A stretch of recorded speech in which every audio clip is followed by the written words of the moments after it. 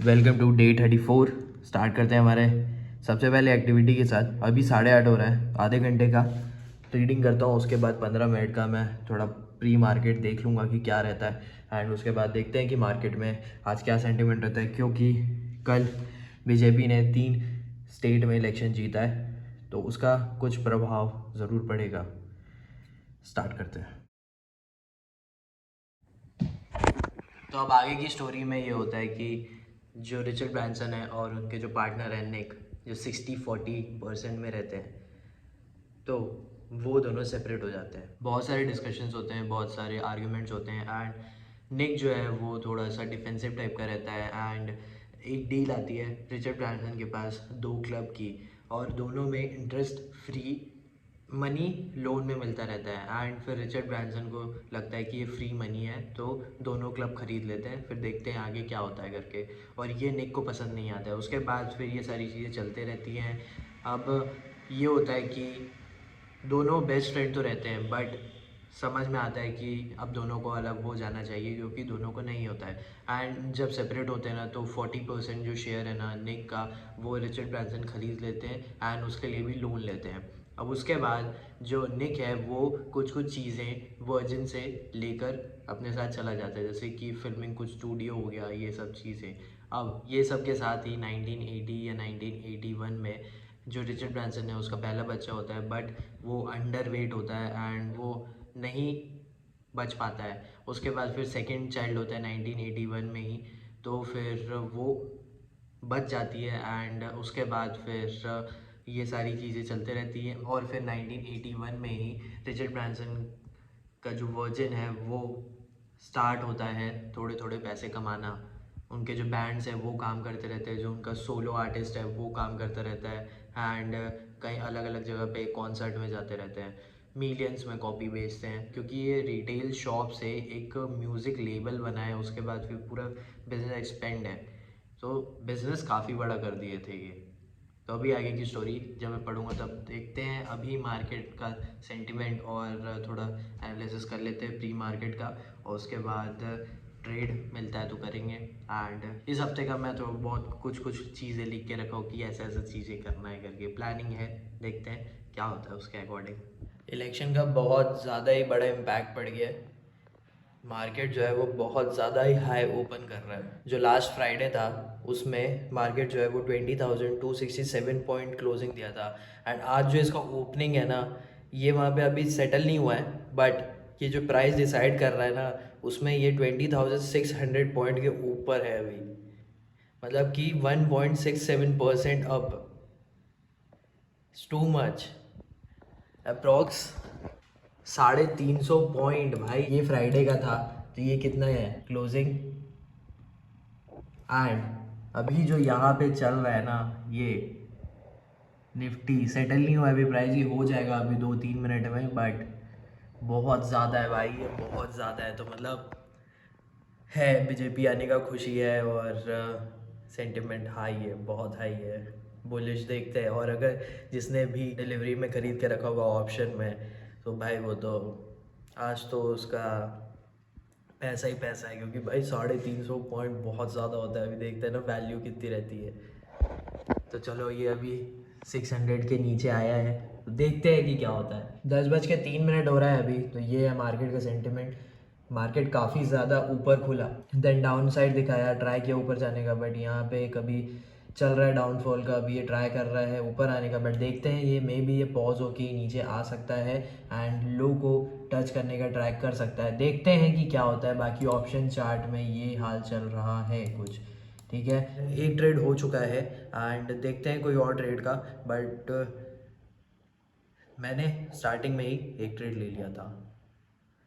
अभी मेरे को वॉशरूम जाना है, बट उठ नहीं पा रहा हूँ मैं, क्योंकि कोई भी मूवमेंट ये दिखा सकता है, इसीलिए देखते हैं। बट हाँ, आज का जो सेंटिमेंट है मार्केट का अच्छा है, एक अपसाइड ओपन किया है। एंड स्टॉक्स भी हैं, वो भी एक अपसाइड में ही हो रहे हैं ट्रेड। अगर कोई और ट्रेड होता है तो बताता हूँ। मार्केट का अभी जो ऑप्शन चार्ट है उसका सिनेरियो कुछ ऐसा है कि ये एक रेंज में है एंड अभी ट्राई कर रहा है कि ये ऊपर जा सके। यहाँ पे एक कंसोलिडेशन साइडवेज चल रहा है, जैसे कि आप यहाँ पे भी देख सकते हो। एंड वन मोर थिंग कि अगर आप नॉर्मल चार्ट देखोगे तो ये एक रेंज जो दिखा रहा है ना वहीं पे ही है, और यहाँ से एक रिजेक्शन हो गई, ये ट्राई कर रहा है अभी ऊपर जाने का, देखते हैं कि क्या होता है। और ये अभी ऑप्शन चार्ट में थोड़ा सा रिलेक्टेंट हो रहा है, बट ये कहीं से भी मतलब ये अभी ऐसा है कि एक शॉर्ट कर सकता है, तो मैं उसी को बस देख रहा हूँ।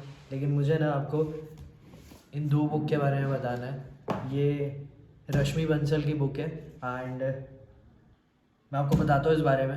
पहले मैं एक बार इस पे ध्यान दे दूँ, उसके बाद जहाँ से रिजेक्शन आना था वहाँ से तो रिजेक्शन आ गया, मतलब कि जो ट्रेंड लाइन थी वहाँ से रिजेक्शन आ रहा है।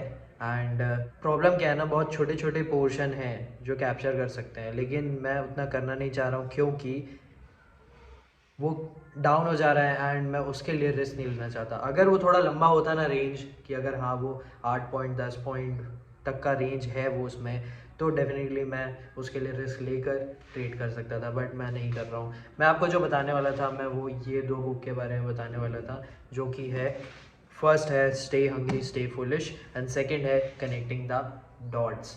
अब ये दोनों बुक किस बारे में है? ये बुक है जो लोग आईएम से निकले हुए हैं ना, पास आउट हैं, उनकी स्टोरी है, जिन्होंने एमबीए करने के बाद अपना बिजनेस खड़ा किया है एंड बनाया है। काफ़ी सारे लोग हैं, अगर आपको ये पढ़ना है तो आप ये ऑनलाइन ऑर्डर कर सकते हो, क्रॉसवर्ड होगा तो वहाँ से ले सकते हो, या फिर आपको जहाँ पता है वहाँ से ले सकते हो। लेकिन आपको ये बुक क्यों पढ़नी चाहिए ये मैं बता देता हूँ, क्योंकि जो लोग हैं वो अपना एक्सपीरियंस बताते हैं, उनके इंटरव्यूज़ हैं इनमें, और इसमें काफ़ी लोगों के इंटरव्यू है। दो बुक है ये एंड आपको समझ में आएगा कि उनकी भी स्ट्रगल थी, उनका भी मिडिल क्लास बैकग्राउंड था या फिर कोई बैकग्राउंड बिजनेस था, वो भी फेल हुए थे। वो एमबीए के बाद जॉब कर रहे थे बट उसके बाद जॉब छोड़ने के बाद बिजनेस किए हैं, तो सबकी अलग अलग स्टोरीज़ हैं।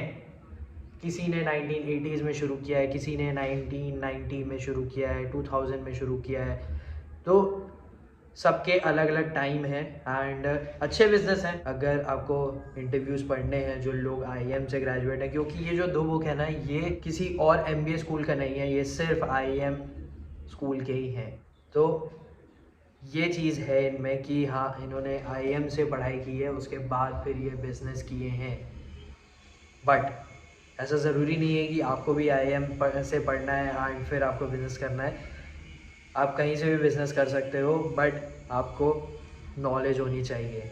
I hope you understanding this. And ये बुक इंटरव्यूज़, जैसे कि मैंने बताया था कि जो बायोग्राफीज़ होती हैं वो अच्छी होती है पढ़ने को, क्योंकि उससे एक्सपीरियंस मिलता है, समझने को मिलता है ह्यूमन लाइफ के बारे में, साइकोलॉजी क्या है, वही चीज़ है इन बुक में। इंटरव्यूज़ हैं एंड आपको कुछ ना कुछ डेफिनेटली समझने को मिलेगा, क्योंकि मुझे तो मिला है। मुझे ये तो समझ में आया था जब ये पढ़ा था मैं, कि तुम्हें टाइम लगेगा, तुम्हें स्ट्रगल करना पड़ेगा, तुम्हारे पास पैसे नहीं होंगे तो तुम्हें अरेंज करने पड़ेंगे, तुम्हें वर्क करते रहना पड़ेगा, तुम्हें फेलियर्स मिलेंगे एंड तुम्हें सक्सेस भी मिलेगा, क्योंकि इन्होंने भी काम किया है।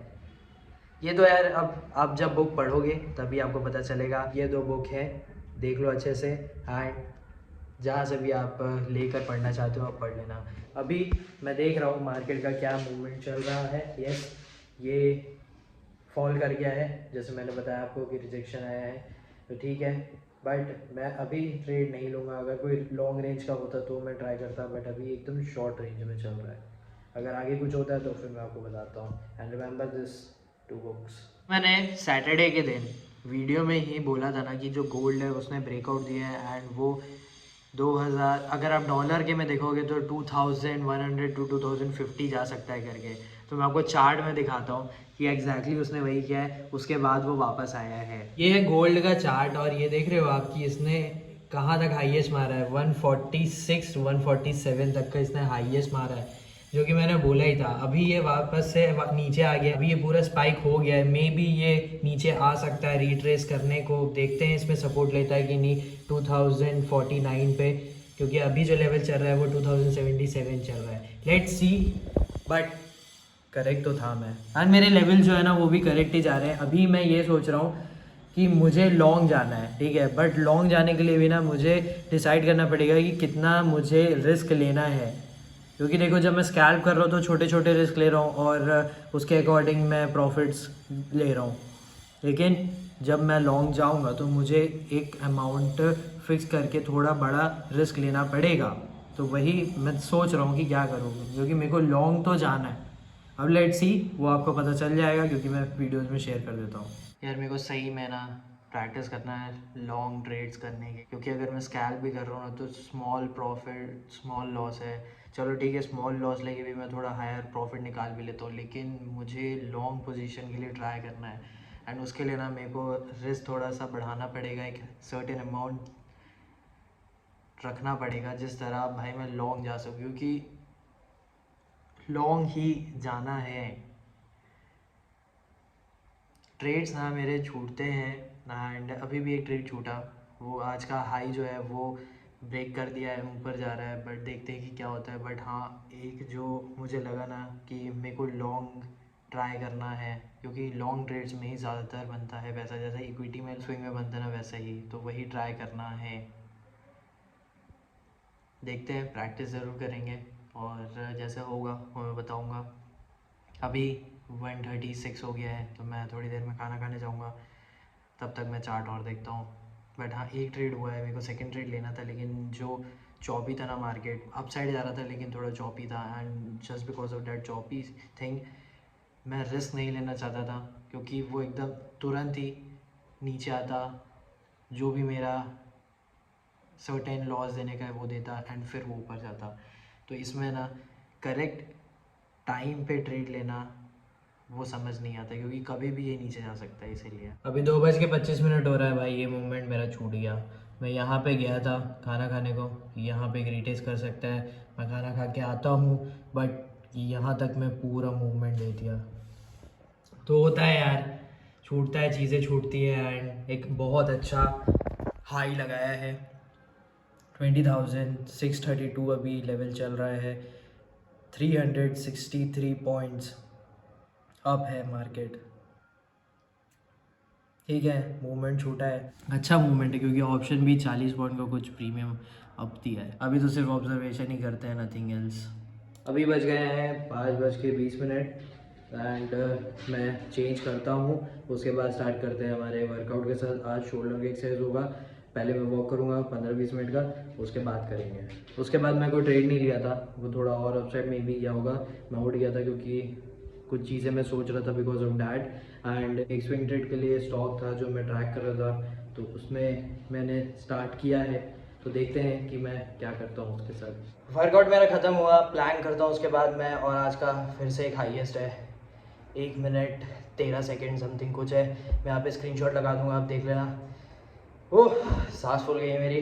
अभी मैं टी शर्ट पहनता हूँ, पानी पीता हूँ, और फिर देखते हैं कि क्या एक्टिविटी बची हुई है। तो आज के मेरी एक्टिविटी में कुछ नहीं बचा हुआ है, रीडिंग मैंने कर ली है, सब चीज़ें मैं करता हूँ, मोस्टली फोकस मेरा ट्रेडिंग को लेके ही रहता है। एंड बहुत ज़्यादा इंटरेस्टिंग लग रहा है, बहुत ज़्यादा इंटरेस्टिंग लग रहा है मेरे को ट्रेड करने में, और मज़ा आ रहा है। बस ये है कि मैं स्केल करते रहूँ, क्योंकि मेरा एम वही है, मेरे को ग्रोथ चाहिए, मेरे को काम करते रहना है, और मेरा इंटरेस्ट का है। और ये यूट्यूब तो भाई मैं सिर्फ शेयर करने के लिए और वीडियोस बनाने के लिए एंड मेरे डेवलपमेंट के लिए है, क्योंकि मैंने देख लिया है कि जब मैं वीडियोस बनाता रहता हूँ, बोलता रहता हूँ, तो मुझे अच्छा लगता है। तो ये दोनों चीज़ें तो अच्छी चल रही हैं, बट मुझे ग्रोथ और चाहिए।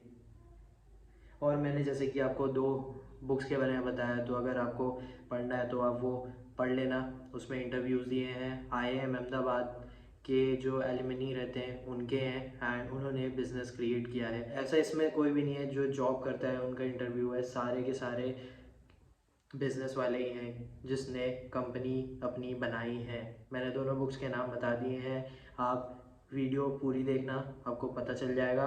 एंड इंटरव्यूज़ हैं, आपको समझ में आएगा, अच्छा लगेगा। और जो स्टोरी है ना, उसके लास्ट में ना एक एंटरप्रेन्योर एडवाइस है, वो भी अच्छी है। रश्मि बंसल जो इस बुक की ऑथर है, उन्होंने काफ़ी अच्छा काम किया है, स्टोरीज़ कवर किए हैं, इंटरव्यूज़ लिए हैं, एंड ये खुद भी IIM अहमदाबाद से पढ़ी हुई हैं। इट इज़ गुड अगर आपको एक्सपीरियंस जानना है लोगों के, अगर आपको स्टोरीज़ पढ़ना अच्छा लगता है। नॉन फिक्शन बुक है, जैसे मैंने बताया आपको कल की वीडियो में, बायोग्राफीज आर वेरी इंपॉर्टेंट, तो वही चीज़ है।